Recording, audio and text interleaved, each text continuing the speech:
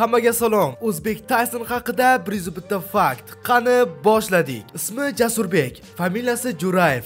1999-yilda tug'ilgan. Qashqadaryoning Yettitom tumanidan. Bo'yi 1.68 cm, vazni 72 kg. Hozir 26 yoshda. Millati o'zbek, rus tilini bilmaydi. Dokument deyapti. Halo, qanday dokument? Не нужен men dokument.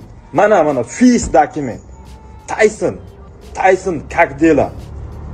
Вор, закон, Tayson. 18 yoshdan sport bilan shug'ullangan. O'zini Taysonning o'g'li deb hisoblaydi.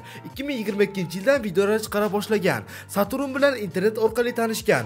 Odilxonga viza tashlagan, lekin jangda yutqazib qo'ygan. Jangda tishlarini sindirib olgan. Registon choyxonasini reklama qilib keladi. Reklamada ovqatini tushirib yuborgan. 100 ming like uchun 500 ta ajmaniya qilgan. Pulsizlik tufayli Moskvaga borishga majbur bo'lgan. O'zini aytishi bo'yicha 1 million so'm pulini Bobur akasi ishlatib olgan. Mitvayn ham Tayson haqida video ishlagan. Sport o'yinlari orqali onlayn daromad topishni xohlaysizmi?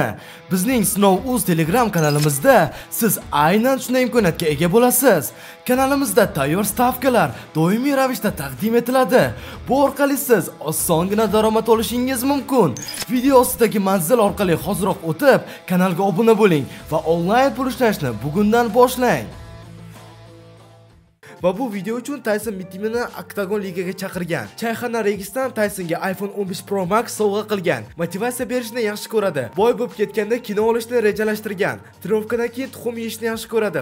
Sardor Gangster bilan TikTokda tanishib qolishgan. Tayson bilan Odilxonning jangini Sardor Gangster tashkillashtirgan. Sardor Taysonga sponsorlik qilishni aytgan, lekin buni hype uchun aytgan. Futbol fanatkanikli qiz bilan sevishadi deb gap tarqalgan va u bilan battlelar qilib turadi va unga sovchi ham yubormoqchi bo'lgan.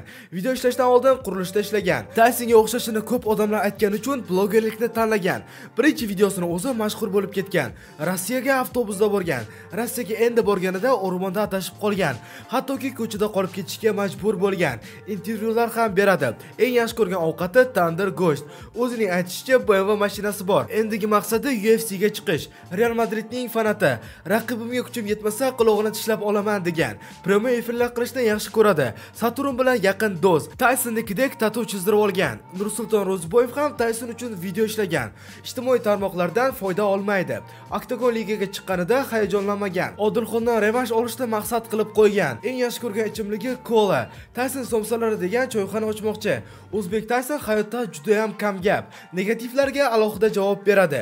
Kommentariyalarga Hindistonni bayrog'ini tashlashadi. Amerikaga ketishni orzu qiladi. Ota-onasini juda ham yaxshi ko'radi. O'zining maxsus Taysoncha urush usuli bor. Ruscha gapirishlari memlarga aylangan. Hozirda Rossiyada reklamalar bilan shug'ullanyapti. iPhone 16 sotib olgan. Sotib olayotganida tushirib qo'ygan. O'zbek qo'shiqlarini yaxshi ko'radi. Kommentariyasiga 300 mingta Hindiston bayrog'ini tashlashgan. Damas legenda deb aytgan. Husanovga omad tilagan. Hindistonga bormoqchi bo'lgan. Har bitta trenirovkasini videoga olishni yaxshi ko'radi. Van Damme degan bloger ham Taysonga viza tashlagan. Hattoki soch stilini ham Taysonga o'xshatib olgan. Avtobusda yurishni yaxshi ko'radi. Oyog'idan travma olgan. Tayson meni oyog'imga keladi deb aytgan. Odamlarni ro'za tutishga motivatsiya bergan. 2 yilda o'zgarib ketishini aytgan. Tandir go'sht yemagan odam emas deb hisoblaydi. Kommentariyalardagi odamlarning tug'ilgan kuni bilan tabriklagan. Tayson laqabi bo'lishdan oldin Boyka laqabi bo'lgan. Tayson laqabi o'ziga yoqmagan. Yungani qo'shiqlarini yaxshi ko'radi. Saturn uchun yig'lagan. Odilxon Taysonning hayotiga havas qiladi. Doim saqich chaynab yuradi. O'zini erki bo'londan kuchliman deb hisoblaydi.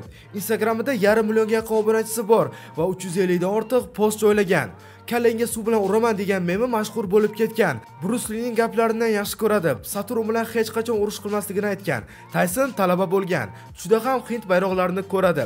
Yana bir marta jangda yutqazib qo'ysa, internetdan ketaman deb aytgan edi, lekin ketmadi. Tuxum yeyishni juda ham yaxshi ko'radi va unda juda ham ko'p kaloriya bor deb hisoblaydi. Asosan Rossiyada reklamalar bilan shug'ullanadi. O'zbekistondagi reklamalarni esa onlayn oladi. Kichkina reklamasining narxi $600 dan boshlanadi. Post uchun esa $3000.